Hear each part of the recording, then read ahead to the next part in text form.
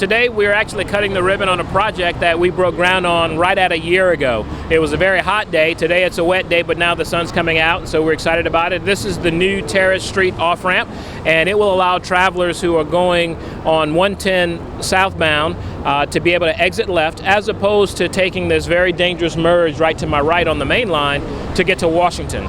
We have several folks who would move over 3 lanes to try and exit, and that slows traffic down, but it also creates an unsafe environment. I'm Shawn Wilson, Secretary for the Department of Transportation, and I promise I will keep my remarks short today, but there are some absolute have-to-haves said today.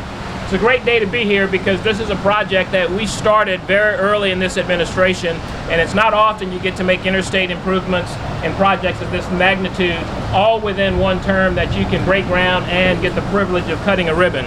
And that's what we're doing here at the Terrace off-ramp. This is a standalone project that resulted from the I-10 corridor improvement study, and we hope to have more information out to the public in the very near future about the entire improvements on I-10.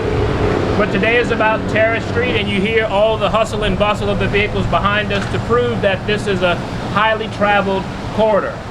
Not only does one maneuver through congestion during peak hours, but it's also a safety issue for us that this project will address. You may be very familiar with the merge that occurs from 110 to the Washington Street off-ramp. This $9.3 million project took a little more than a year to complete, and it's going to allow for that merge to be moved off of the left side of the interstate to bring folks down to Terrace and Washington Street.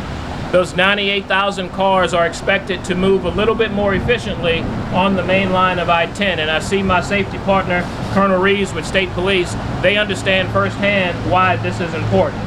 So there's some people here that need to be acknowledged, and before we do that and cut the ribbon, I would be remiss if I didn't tell you that the governor talked about this project at the very beginning of this administration to say we have to fix congestion through this busiest corridor of the state. As such, he's taken a leadership role in finding resources and moving the ball and making the tough decisions. So with that said, I'd like to introduce to you the governor of Louisiana, Governor John Bel Edwards. Thank you all for being here. It is a great morning, and you know, I had a choice. It could either rain today or tomorrow. I picked today. Thank y'all for being here. This is obviously a heavily traveled corridor, as you can tell. And I want to thank Shawn for his leadership in the Department of Transportation. Also want to thank Representative Ted James for being here this morning, and Representative Steve Carter. I appreciate y'all. And we also have Paul Sawyer from Congressman Graves' office. And this really is one of those projects that requires a partnership between the city, the state, and the federal government. And that's what made this happen. You know, I love ribbon cuttings because they are always the culmination of a lot of hard work and collaboration, dedication to deliver much needed projects. Since 2016, we've worked really hard to deliver more than $2.6 billion in investments in transportation infrastructure to deliver 1,200 projects around the state. 268 million of those dollars have been spent on construction projects right here in East Baton Rouge Parish. And the Terrace Avenue Interchange Modification Project, I don't know why we have to come up with such names like that, but the Terrace Avenue Interchange Modification Project, as Shawn noted, will give motorists traveling south on I-10 an opportunity to exit here without having to cross over the eastbound lanes of traffic coming across the bridge in order to get off on Washington Street. This is very important, and this is the precursor to actually being able to widen I-10 between the bridge and the split. And obviously that's something we're excited about because that's probably the most needed infrastructure project that we have in the state of Louisiana right now. And I'm happy to tell you that we are well on our way to that $360 million investment because of the state's first and only Garvey bond issuance that's actually going to be brought to bear right here on this initial phase. 2 of the 4 projects that were targeted with Garvey are already under construction. So for this corridor, DOTD is moving forward with the I-10 to 12 to College flyover, as well as the elevation of the railroad tracks at Acadian and the elevation of the road to improve drainage and pumping capacity. Obviously, this project is essential to making all of these others work.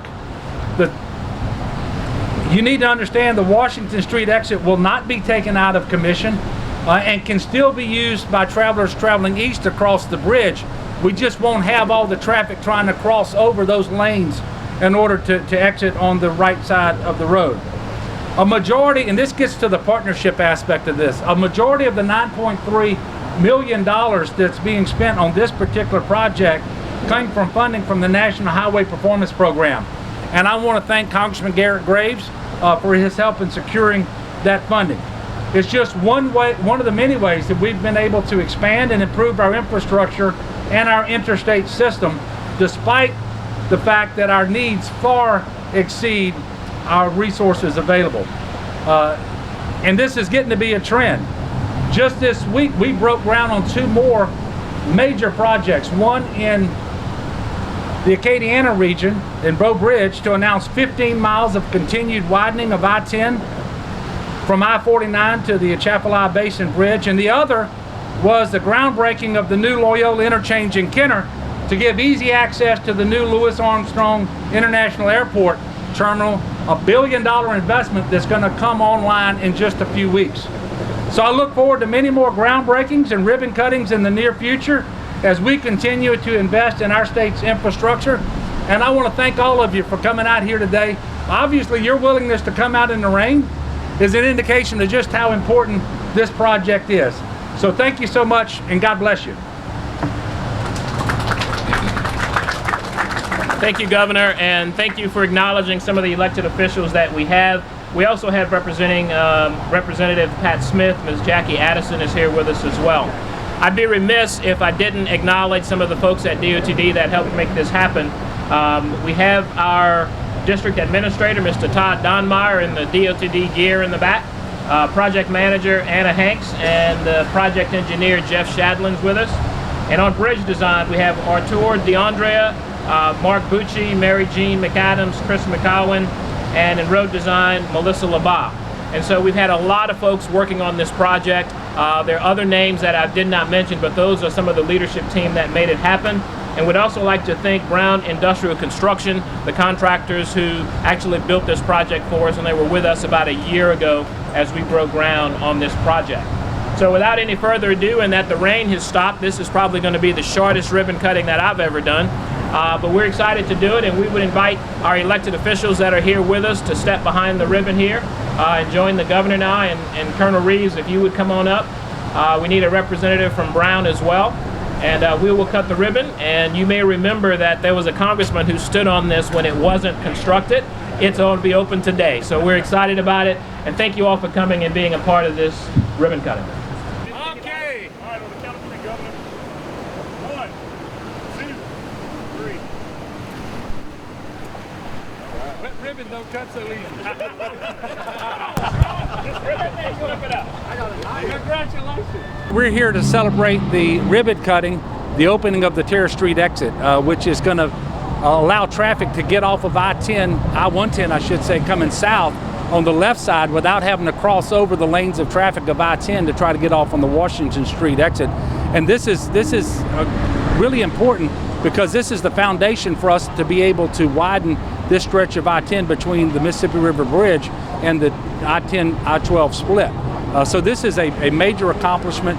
This realignment with this new exit is going to promote safety, and that's why Colonel Reeves is here, the Superintendent of State Police, because we know this is going to promote safety, but also allow traffic to more easily and freely move through this particular corridor. And as you can tell, there's a lot of traffic that comes through here every single day. What went through your mind when you finally cut the ribbon on this project? Well, look, I always love cutting ribbons because every project we do represents a lot of hard work out of the Department of Transportation, but the contractors, the workers who actually do it, and then the partnership, because there are almost always federal, state, and local dollars involved. And so we actually finance most of this $9.3 million from the federal government. I thank Congressman Richmond and Congressman Graves for their assistance with that.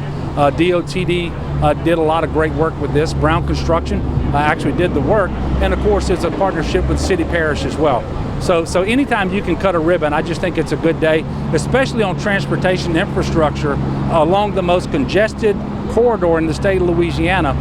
This is not just important for the movement of commerce, although that's important. This is about quality of life. Nobody wants to be stuck in traffic ever. And knowing that we can now move forward and actually widen I-10 between the bridge and the split, this is a good day. 3 big traffic projects in 1 week. Yeah, so just yesterday we were down in Kenner off of I-10 to break ground on the new interchange to service the international airport there. $1 billion terminal coming online in just a few weeks. That project is critically important for not just for the airport, but for the entire state of Louisiana. And then earlier this week, we were in Roe Bridge to break ground on a new project to widen a stretch of I-10 between I-49 and the Chaffalay Basin. That's going to be 15 miles of widened interstate there. That's critically important for us as well. So it's always a good day when you're investing in transportation infrastructure and getting those projects started, and it's even better when you cut a ribbon and get a project finished. What do you anticipate in terms of traffic relief from this project? We're going to see a couple of thousand cars a day very easily starting this afternoon during the rush hour, because that's the busiest time for folks who are leaving state government and or all points north of here. And so we expect a lot of folks to get down to Washington and Terrace to be able to get to the water campus or to get to LSU. So it's going to be a good alternative. What does it take to get this project done? Well, it took some innovation. It took some designing at risk, meaning that we designed it before we had all of our final funding authorizations, and then we bidded the project, and we had to deal with some weather that slowed us down, but we are here today. It's all striped up, and the signs are up, and once we move all of the safety precautions, it'll be open in midday. If people have questions, like more information, what should they do? They can go to dotd.la.gov or call 511.la and learn about how you can use this particular interchange.